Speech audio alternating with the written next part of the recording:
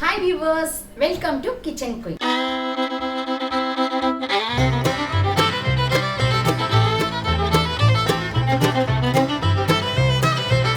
இன்னைக்கு நம்ம பார்க்க போற ரெசிபி ஒரு சிம்பிளான சிக்கன் கிரேவி. இது வந்து ரொம்ப தண்ணியாவும் இல்லாம திக்காவும் இல்லாம யங்ஸ்டர்ஸ் பேச்சுலர்ஸ்லாம் ரொம்ப ஈஸியா செய்யக்கூடிய ஒரு ரெசிபி.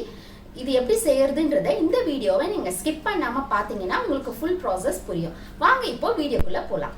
இந்த சிம்பிள் சிக்கன் செமி கிரேவி செய்கிறதுக்கு 1 கிலோ சிக்கன் எடுத்திருக்கேன்.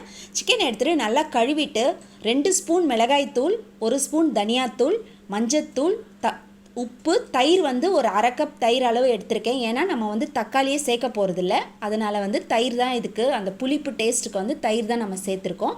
அதனால் தயிர் வந்து ஒரு அரை கப் தயிர் சேர்த்து நல்லா மேரினேட் பண்ணி ஒரு 1 ஹவர் விட்டுடலாம். நம்ம 1 ஹவர் ஆயிடுச்சு.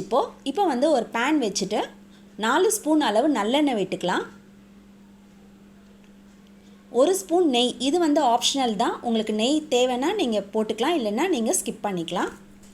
நெய்யும் எண்ணெயும் நல்லா காஞ்சதும் பட்டை, கிராம்பு, ஏலக்காய் சேர்த்துட்டு நல்லா பொரிய விட்டுடலாம். இப்போ இந்த ஸ்டேஜில் 2 பெரிய வெங்காயம் பொடி பொடியாக நறுக்கி வச்சுருக்கேன், அதை இப்போ இதில் சேர்த்துக்கலாம். சேர்த்துட்டு வெங்காயம் வந்து நல்லா வதங்குற வரைக்கும் வதக்கி விடுங்க.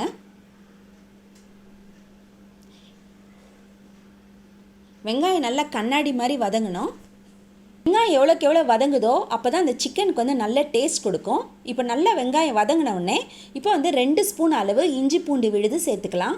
சேர்த்துட்டு அந்த இஞ்சி பூண்டோட பச்சை வாசனை போகிறது வரைக்கும் நல்லா வதக்கி விடுங்க. இதுக்கு வந்து நம்ம தக்காளிலாம் சேர்க்க போகிறதில்ல, வெறும் வெங்காயம் தான் நம்ம போட்டிருக்கோம், இஞ்சி பூண்டு பேஸ்ட் போட்டிருக்கோம். இப்போ வந்து நம்ம மேரினேட் பண்ணி வச்சுருக்கோம் இல்லைங்களா, அந்த சிக்கனை வந்து இப்போ இதில் சேர்த்துடலாம்.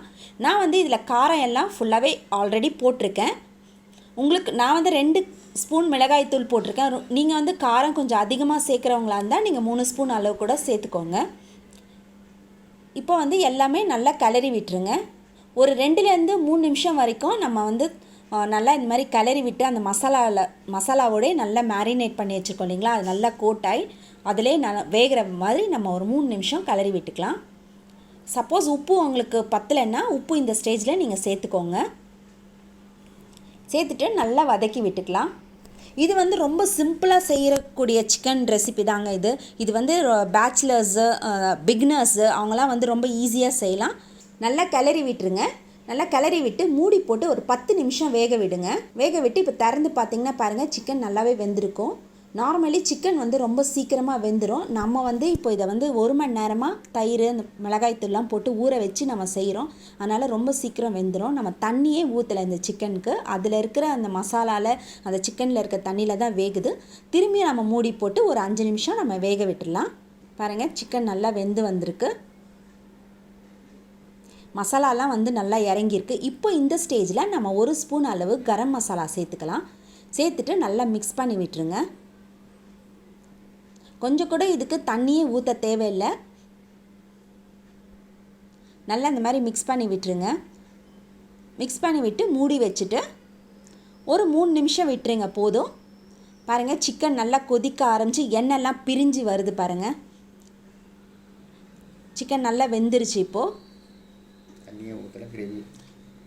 தண்ணி ஊற்றாமல் சிக்கன் பார்த்திங்களா செமி கிரேவி மாதிரி நல்லா உங்களுக்கு வந்துடுச்சு. உங்களுக்கு வந்து இன்னும் கொஞ்சம் தண்ணியாக வேணும்னா நீங்கள் தண்ணி ஊற்றி குழம்பு மாதிரி கூட பண்ணிக்கலாம். பட் இது செமி கிரேவியாக நம்ம சாப்பிடும்போது ரொம்ப நல்லாயிருக்கும். பாருங்கள், சிக்கன் எல்லாம் நல்லா வெந்து வந்திருக்கு. இது வந்து ரொம்ப சிம்பிளாக செய்கிறது, ரொம்ப இன்க்ரீடியன்ட்ஸ்லாம் நம்ம போடலை, வெறும் வெங்காயம் தக்காளி கூட நம்ம சேர்க்கலை. இப்போ வந்து நம்ம கொத்தமல்லி போட்டு நம்ம இதை இறக்கிக்கலாம். பாருங்கள் எவ்வளோ சூப்பராக ரெடி ஆகிடுச்சு. ரொம்ப நேரம் எடுக்காது, நம்ம நிறைய மசாலா சேர்த்துலாம் நம்ம செய்யலை, ரொம்ப சிம்பிளாக ஈஸியாக செய்யலாம். இது வந்து சாம்பார் சாதம், ரசம் சாதம், இல்லை சப்பாத்திக்கு கூட ரொம்ப டேஸ்ட்டாக இருக்கும். நீங்களும் இதை உங்கள் வீட்டில் செஞ்சு பாருங்கள். என்ன வியூவர்ஸ், பிடிச்சிருந்தா இந்த வீடியோ உங்களுக்கு பிடிச்சிருந்தா லைக் பண்ணுங்க, கமெண்ட் பண்ணுங்க, உங்க ஃப்ரெண்ட்ஸ்க்கெல்லாம் ஷேர் பண்ணுங்க. நம்முடைய சேனலை சப்ஸ்கிரைப் பண்ணாதவங்க சப்ஸ்கிரைப் பண்ணிக்கோங்க. பக்கத்தில் இருக்க பெல் பட்டனை மறக்காம கிளிக் பண்ணிக்கோங்க. மீண்டும் உங்களை அடுத்த ரெசிபியில சந்திக்கிறேன். until then bye.